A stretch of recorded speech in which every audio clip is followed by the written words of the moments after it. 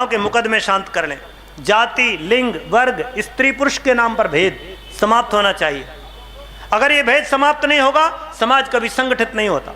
मैं आपको बताऊं, जातियों की इतिहास बहुत पुराना नहीं है। हमारे यहाँ वर्ण परंपरा थी, पर ये उसमें जाति उपजातियां बनी। बुद्ध के बाद में कुछ समाज में ऐसा परिवर्तन आया कि हमारे मनीषियों ने विचार किया कि बहुत सारे लोग जो विदेश से हमारे देश में लगभग 200 जातियों ने आक्रमण किया और वो यहीं के हो गए, कोई बाहर नहीं गया, लौट के नहीं गया। उनको समाज में स्थान कौन सा? ना वो ब्राह्मण है, ना क्षत्रिय है, ना वैश्य है, ना शूद्र है। उसका स्थान कहाँ बनना चाहिए? समाज के नेताओं ने, समाज के दिग्गजों ने ये विचार किया, विचारकों ने, कि इनको जाति का नाम दे दिया जाए। और दोस्तों, अनेक जातियां बनी और उनको समाज में एक उचित स्थान मिल गया, जिससे समाज का विग्रह रुक गया। तो ये जातियां समाज को संगठित करने के लिए हमारे मनुष्यों ने बनाई थी, और यही जातियां हमारे ऊंच नीच के भाव के कारण आज हमारे समाज को तार तार कर रही हैं। दोस्तों, इस जात पाति के, लिंग भेद, स्त्री और पुरुष के भेद के, गरीब और अमीर के भेद को शांत करना होगा। हमको सबके भीतर समता का वातावरण, एकता और समता का सूत्र लाना होगा। तो ऐसा पूज्य गुरुदेव कहते हैं, गायत्री परिवार शायद इसी दिशा में एक अनुपम प्रयास है। हमने कोई घोषणा नहीं की, हमारी पेपर में कोई न्यूज नहीं आई, पर आप जाइए, गायत्री परिवार का कहीं भी कार्यक्रम हो, चाहे युवा चेतना शिविर हो या फिर कोई अश्वमेध, कोई किसी से नहीं पूछता भाइयों तेरी क्या जाति है। जात ना पूछे साधु की, पूछ लीजिए ज्ञान। दोस्तों, हरि का भजे सो हरि के होई, जात पात पूछे नहीं कोई। इस बात को किसी ने चरितार्थ किया है तो वो गायत्री परिवार है पूरे देश में, जिसने जात पात को समूल नाश कर दिया है। वर्ण आज भी जीवित हैं वैज्ञानिक दृष्टि से। तो दोस्तों, इस व्यवस्था को हमको ठीक करना होगा। पर्व त्योहारों का सामूहिक आयोजन बहुत महत्वपूर्ण है।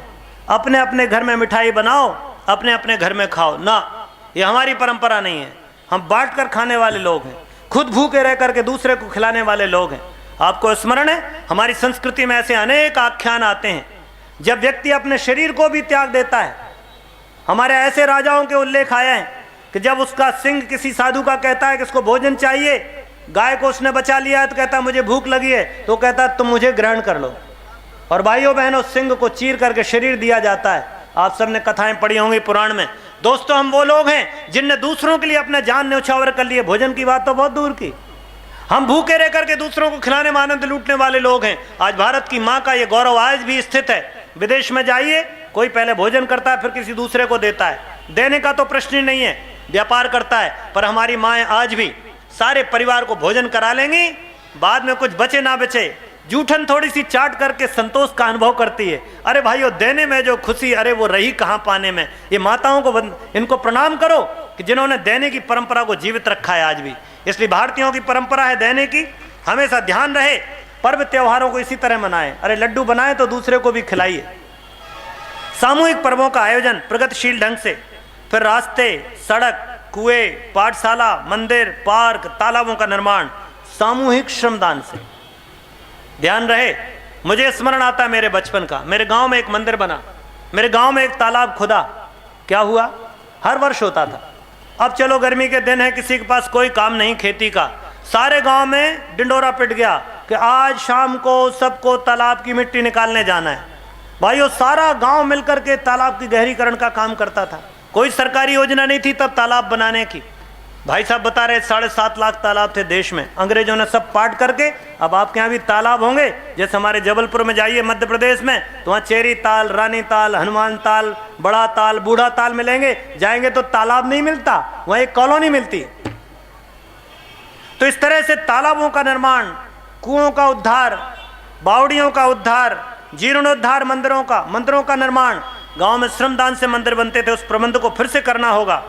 फावड़ा वाहिनी, सुरक्षा वाहिनी, गांव की गंदगी को दूर करने के लिए फावड़ा वाहिनी। चलो मिलकर के गांव को हरा भरा बनाएं। तो इस तरह से भाइयों, जब ये सारी चीजें हम करेंगे तब हमारा गांव एक आदर्श गांव के रूप में, एक तीर्थ के रूप में विकसित होगा। जब कोई भी व्यक्ति उस गांव में आएगा जिस गांव के बच्चा बच्चा राम हो, तो बताइए और दूसरे तीर्थ में जाने की क्या आवश्यकता है। इसलिए आइए सब मिलकर इसको विचार करें कि अपने गांव को हम तीर्थ बनाएं। ये मैं कहता हूँ, ये आदर्श ग्राम से बड़ी योजना है। आदर्श ग्राम में तो सिर्फ इंफ्रास्ट्रक्चर डेवलपमेंट की बात है। आदर्श ग्राम योजना को आप पढ़ लीजिए, इंफ्रास्ट्रक्चर डेवलपमेंट की बात है, शिक्षा के विकास की बात है, विद्या की कोई बात नहीं है। पर अगर आप ग्राम को तीर्थ बनाएंगे तो इसमें संस्कार की बात जुड़ेगी, इसमें अध्यात्म जुड़ेगा। दोस्तों, इस अध्यात्म की पूंजी को, इस बंटवारे को, शहद को, इस अमृत को गुरुवर ने हम सब लोगों को बांटा है। आओ सब मिलकर इस अमृत को बांटें और अनेक अनेक लोगों तक इस अमृत को पहुंचाएं। हर घट में थोड़ा थोड़ा अमृत पहुंचाएं। अपने गांव को स्वर्ग बनाएं, अपने गांव को आदर्श बनाएं, अपने गांव को तीर्थ बनाएं। ओम शांति शांति शांति। एक सूचना है छोटी।